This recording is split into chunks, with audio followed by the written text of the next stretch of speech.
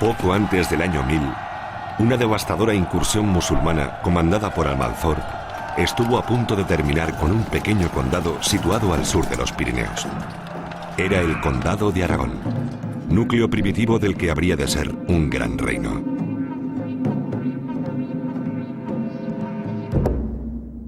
Pamplona, reino que lindaba con el pequeño condado, estuvo regido desde el año 1004 por Sancho III el Mayor, quien, temeroso del peligro musulmán, decidió ayudar a partir del año 1017 a las gentes de estas tierras abandonadas a su suerte hacía casi 20 años. Para ello, hizo construir una línea de castillos que protegieran los accesos a los valles prepirenaicos, donde se encontraba su reino junto a este pequeño condado.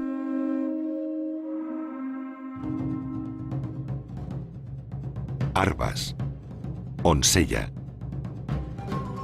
Valle a valle, toda la frontera pamplonesa fue reconstruida hasta llegar al Valle del Gállego, donde, según consta en documento de 1033, se habla del castillo de Loarre. Castillo que nació para ser una de las fortalezas reales más bellas y señeras de su tiempo. Se encomendó esta construcción a los arquitectos más reputados de Occidente, los maestros lombardos. Se le solicitó un castillo de grandes dimensiones, y tan es así que obliga a pensar que sus monarcas lo eligieron como su morada predilecta. Frente al resto de los castillos, provistos esencialmente de torre y muralla, en Loarre se levantó un considerable recinto compuesto al menos por 2 torres, una capilla, un patio de armas, una cocina y un cuartel, y además una torre fuera del recinto o albarrana que podía quedar completamente aislada en caso de peligro.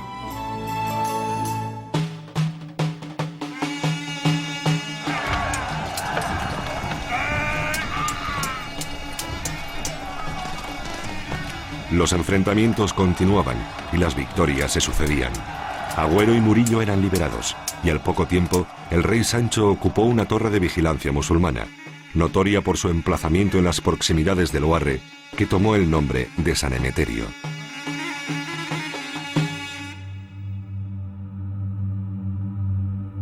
Pero en octubre de 1035 murió Sancho el Mayor, legando a su hijo Gonzalo este castillo y nombrándolo entonces rey de los territorios orientales de Sobrarbe y Ribagorza.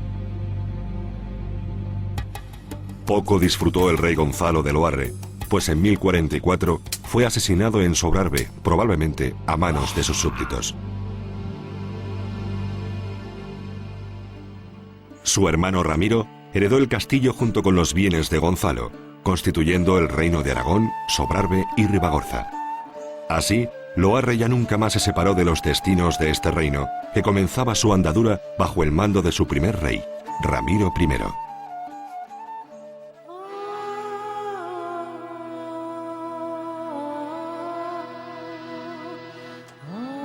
Cada vez más, el peligro musulmán se alejaba de Loarre.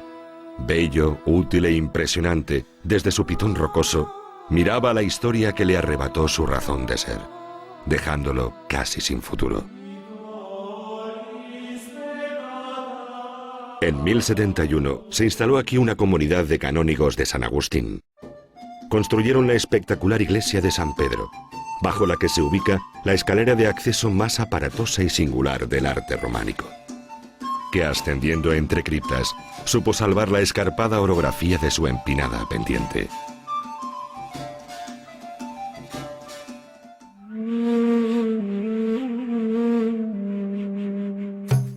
Ante la todavía musulmana población de Bolea, también se construyó un nuevo recinto que sirviera de defensa, si bien fue una nadería para el arte militar de la época.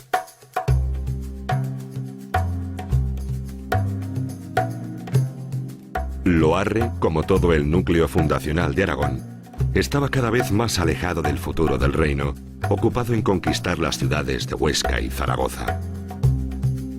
Los canónigos también se marcharon, y allí quedaron solo las gentes del país, habitando un pequeño pueblo a los pies del castillo. A fines del siglo XIII, con el fin de protegerse de maleantes y señores de la guerra, construyeron la singular muralla que lo rodea.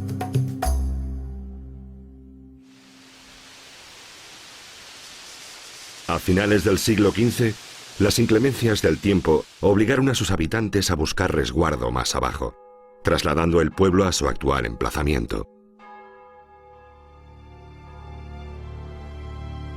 El castillo se quedó solo, abandonado, habitado únicamente por su Virgen, que era visitada esporádicamente por las romerías con las que una cofradía le obsequiaba.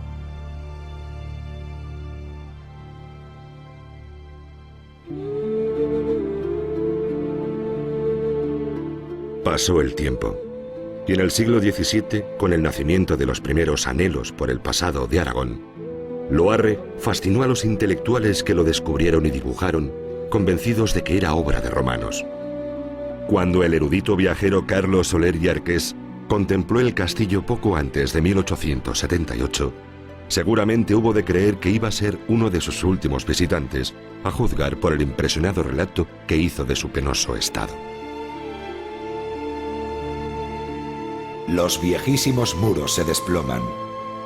Las bóvedas desaparecieron y los arcos que las sostenían van cayendo mutilados. Las elegantes ventanas de estancias que ya no existen solo destacan en el aire. Las ortigas y malas hierbas crecen en los antes lujosos pavimentos y el único adorno de los antiguos salones es el musgo, la hiedra y las flores silvestres que por todas partes cuelgan en festones.